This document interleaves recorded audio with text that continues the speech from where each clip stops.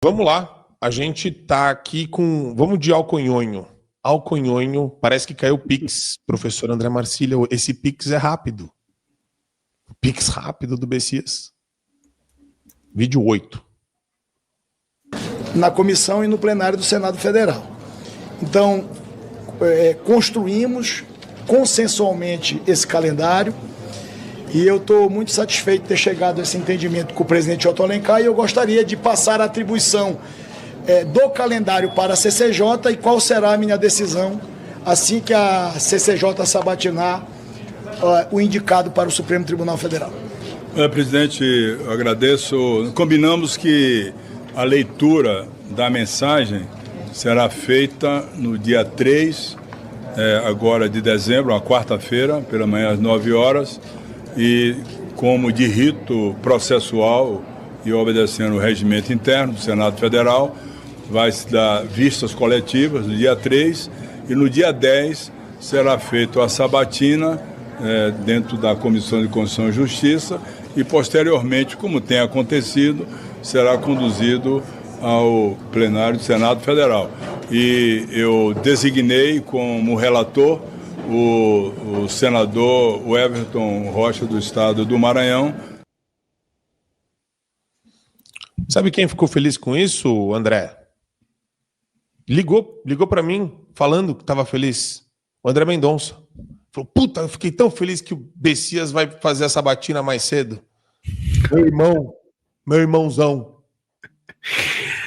O Messias que é o primeiro evangélico que é a favor do aborto. Eu realmente não conhecia nenhum até então, né? Ele tem inaugurado. Aliás, o Messias ele é uma pessoa interessante, né? Porque ele vai, ao mesmo tempo que ele está sendo chamado para uma sabatina para verificarem se a reputação dele é ilibada, ele está sendo convocado para a CPMI da Previdência para saber se ele não prevaricou ao se omitir em relação aos alertas que foram dados a ele a respeito do sindicato do Frei Chico, do irmão do Lula. Então imagina só, num momento ele vai dizer se cometeu ou não um ilícito, no outro ele vai ser aprovado, muito provavelmente, a respeito da sua reputação ilibada.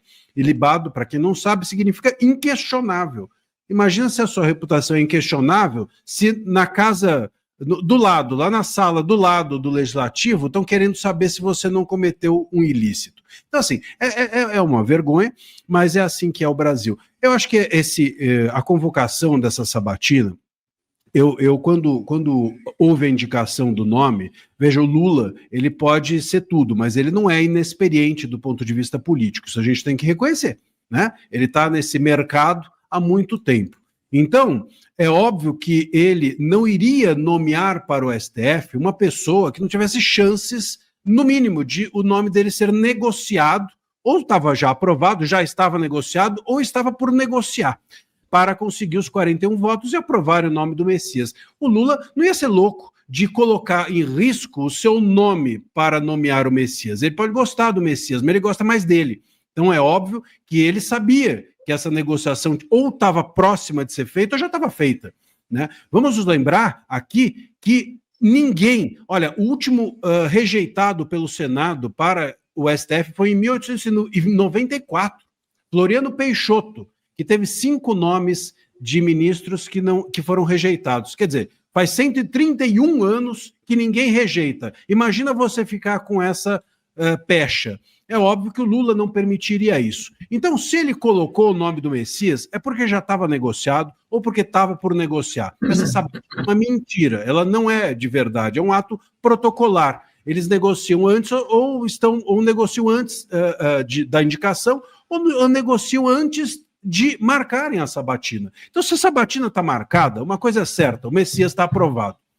E isso é que me parece ser o que a gente tem que aqui lamentar. Porque nesse contexto do Messias está sendo questionado se ele cometeu ilícitos nesse momento de uma recondução lamentável do Gonê, nesse momento em que o Senado está, e o Congresso de uma forma geral, está colocado com uma espada pelo eleitor na sua cabeça, a gente ter o Messias aprovado É lógico que a gente tem bons deputados, bons senadores, sempre é bom fazer essa ressalva, mas do ponto de vista institucional, o Senado sai totalmente enfraquecido demais essa. E eu queria colocar também, Sté, nessa conversa, porque eu vi e eu vejo, né? A gente faz análise e chega num momento em que a gente está tão acostumado a ouvir algumas vozes e a gente percebe, por exemplo, muitas vozes da direita estavam apostando até em uma dilação temporal de meses, em um negócio, e daí fica todo mundo com aquela cara de tacho. Por quê? Porque isso mostra que parece que toda hora a gente presume que o sistema é mais fraco do que ele realmente é. Sté, a gente tem esse problema, a gente está presumindo que o sistema é bem fraquinho e que os nossos insights e que a nossa mini militância orgânica de rede social e tal está fazendo... e a gente fica cultivando falsas esperanças. Esse é o grande problema, para mim. Teve gente que estava falando, daqui a 6 meses, pode ser que a nomeação venha só depois de do início de 2027, no ano legislativo. Olha que loucura, quer dizer, com base no que as pessoas estavam falando isso. Mas... Não, esquece, assim, depois do Flávio Dino, eu não duvido mais da capacidade do sistema de se rearticular e, inclusive, se colocar em risco, né? Porque todo esse centrão, quando aprovou o Flávio Dino, se colocaram em risco.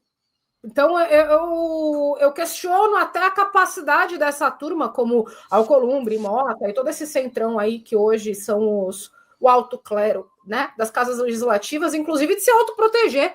Os caras me parecem que não têm a mínima noção do que está ali. Então, eles apelam para que, veja, eu sou uma pessoa tão sem ideologia que eu estou intelectualmente superior a toda essa turminha que está brigando por coisas tão efêmeras como ideologia. Basicamente esse o raciocínio dos caras, e eles não entendem que do lado de lá a gente tem esses caras, Flávio Dino, por exemplo, que usou a máquina do Estado para perseguir opositores políticos quando era governador, incluindo parte de espionagem, sabe? Então isso está na internet, teve audiência pública sobre isso, da Comissão de Segurança, da época que estava lá em andamento o impeachment da Dilma. Então, assim, os caras, eles perderam completamente a noção de autoproteção. O que eu espero que aconteça é que eles tenham se irritado tanto, né? Porque... eles queriam o Pacheco, né? Então eles falaram, pô, Lula, você já indicou aí, né, Flávio Dino, você já indicou o seu advogado, tá na hora de fazer uma sinalização e indicar o Pacheco. O problema é que ele não indicou o Pacheco, ele indicou o Messias, ele indicou mais um dele. E aí vem o Hugo Mota e briga com o líder do governo. Diz a lenda que ele briga com o líder do governo porque ele descobre que colocaram influenciadores para bater nele nas redes sociais e ele ficou muito, muito bravo com isso e rompeu com o líder do governo. O motivo pelo qual ele rompeu com o Sóstenes não fica claro, né? Mas... ao mesmo tempo, o Alcolumbre faz Alexandre de Moraes se manifestar contra essa indicação do Messias. Então, a minha esperança é que aconteça pela primeira vez na história da República uma sabatina que vai ser negativa e que ele não vai passar, mas por conta do interesse próprio do Centrão querer indicar o Pacheco. Não porque eles querem se proteger, porque eles querem o melhor Brasil, não por nenhum motivo desse, tá? Único e exclusivamente porque eles têm esse interesse pessoal e intransferível de colocar o Pacheco ali. Muito bom. Deixa eu aqui agradecer ao nosso querido professor André Marcília pela participação. O convite é sempre aberto para o nosso Lobo das Pradarias Paulistanas, nosso grande professor de Direito Constitucional, o homem que vai restabelecer e contribui para, né, o restabelecimento de alguma sanidade constitucional num país flagrantemente inconstitucional. Vamos nessa, professor. Sempre. Uma honra. Obrigado.